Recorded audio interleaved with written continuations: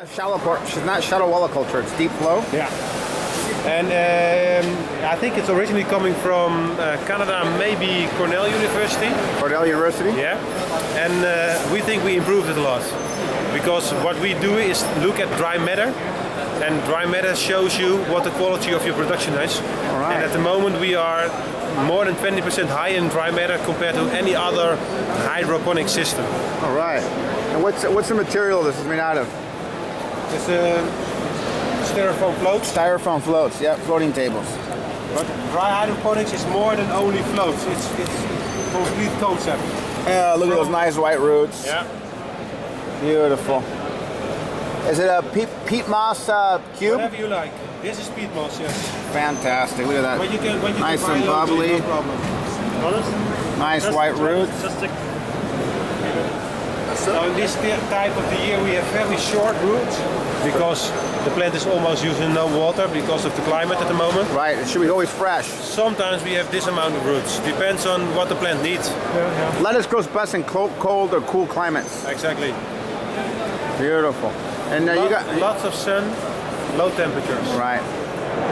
Here we have several types of greenhouse glass. This one's been treated for condensation. This one's been treated for refraction and for reflection. Very interesting results you get from just using different types of glass coatings. Here we have an automatic plantler.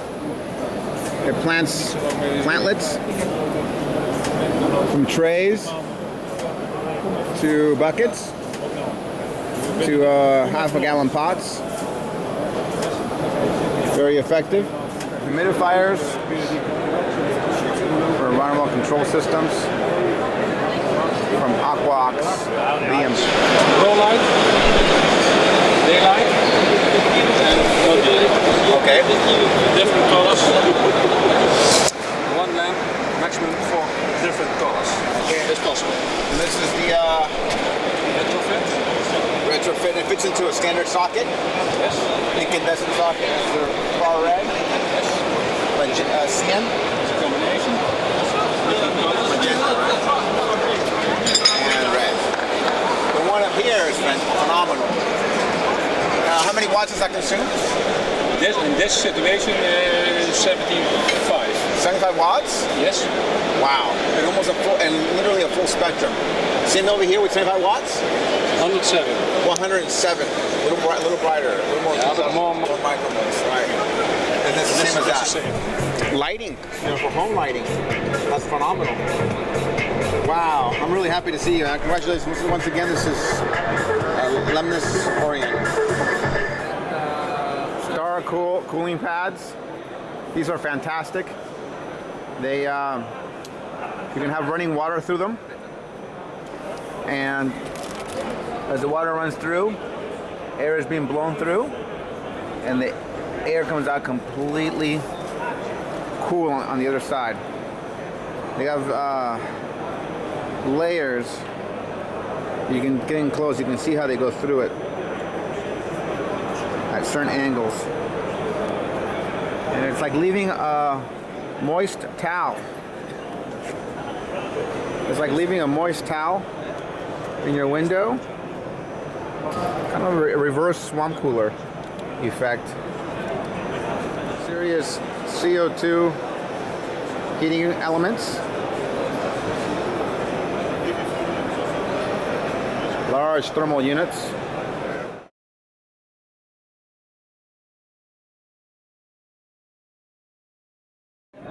We are at the flower fair in Aalsmeer, Holland. As you can see, it is kilometers and kilometers and kilometers of flower booths. There are all kinds of hybrids that you'll find. This is kilometers, square kilometers of displays and all kinds of interesting tulips, varieties, bulbs, cacti, fruits. We have hybrid fruits like the Franberry, which is raspberry on strawberry. And you have the Pineberry, which is pineapple and strawberry. Of course, patented. Wonderful decorative booths.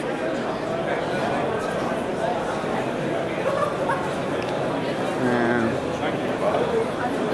they bring in all technologies from all over the world. In this very cold weather, they're still allowed to bring in some nice tropical varieties. Here we have some varieties that grow in warmer climates.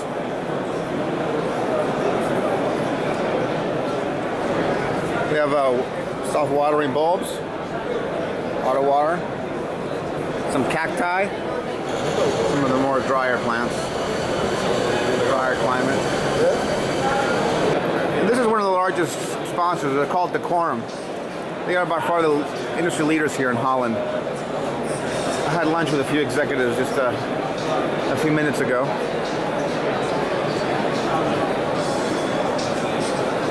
Busy in the morning already brokering flowers. Beautiful labels.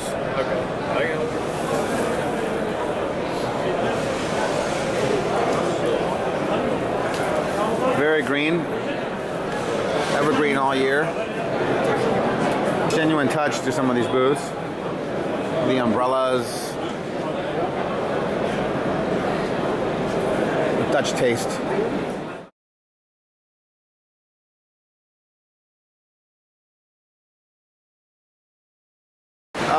The sections of the regions are based on where the flowers come from. This is from Aalsmeer. Here we have some interesting old school photos of early trade, commodities trading. As you know, Holland is one of the largest producers of flowers in the world, particularly tulips. As you can see, it's quite busy, and we have traveled about a mile. So this place is phenomenally huge. We're going to zoom in.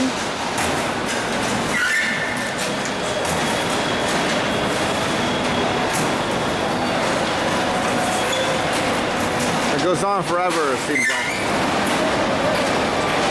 Each of these carts contains a transponder, so at all times it can be tracked during the kilometers and kilometers and kilometers of travel that they do within the facility. As you can see, we have gone quite a while. We walked nearly over a mile and a half that direction, and we've got at least another mile in that direction. So each one of those cars has a digital transponder, probably a radio RF transponder. As you can see, it goes on and on for quite some distance.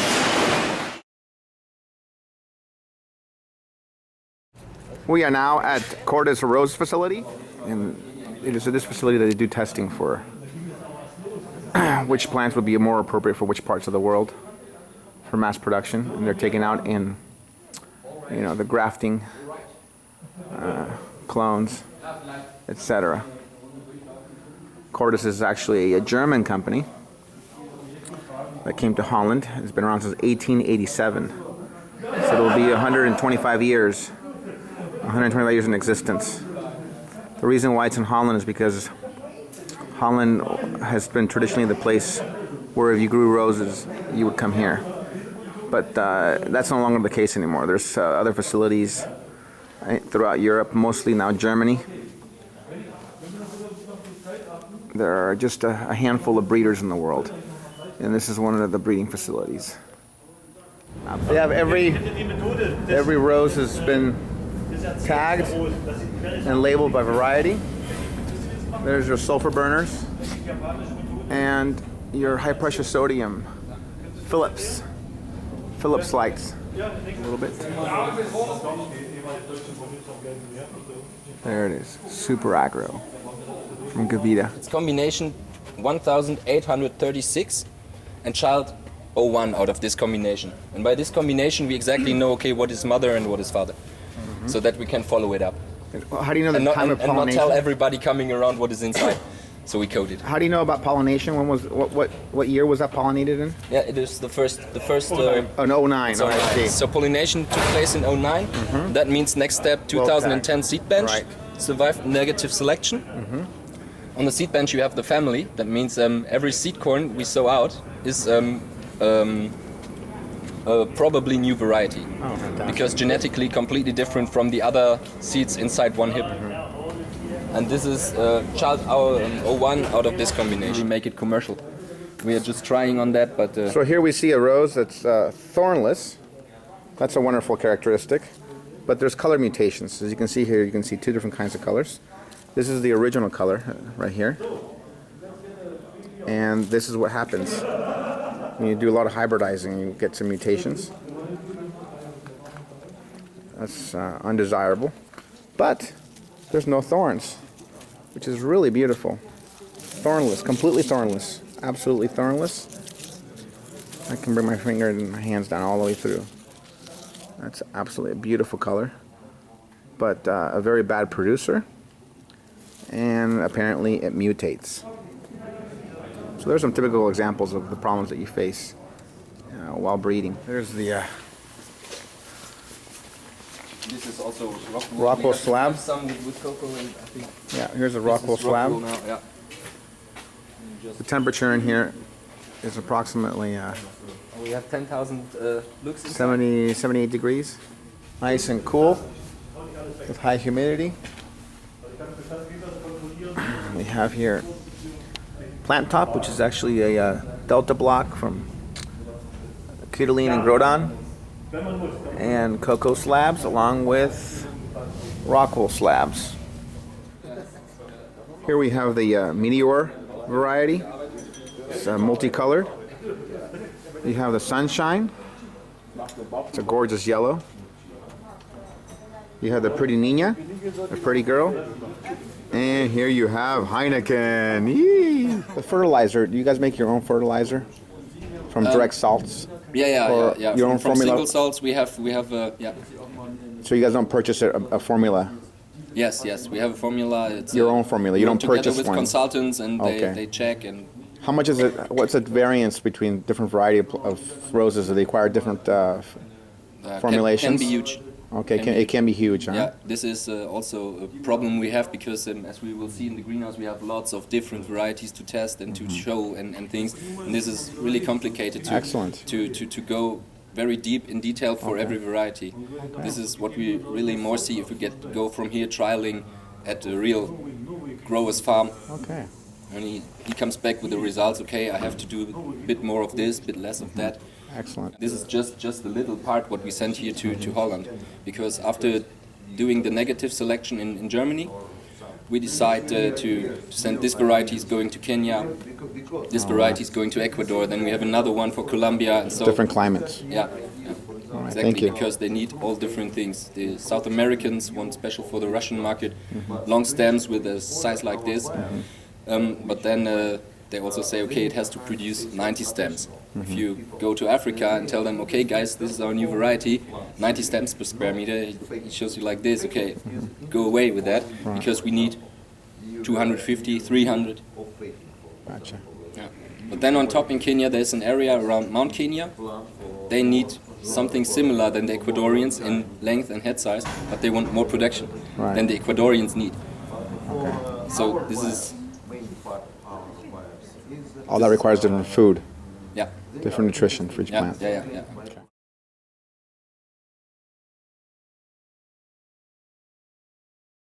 Process with LED in order to elevate the vitamin C content, which works quite well. Wow. It has been shown now that What kind of light you're using? well, LED, red, blue LED. I don't know exactly. Apparently, 80% red and 20% blue or something. I don't know the figures, but it is described as even at low intensities the this vitamin C concentration was doubled. Wow. But I don't know what they mean, how low is. Yeah. If you look at this, then yeah, It is important, vitamin C for tomatoes. well, Yeah, it's part of the lycopene. Yeah. Okay, Yeah. but it's important. Yeah, nutrition.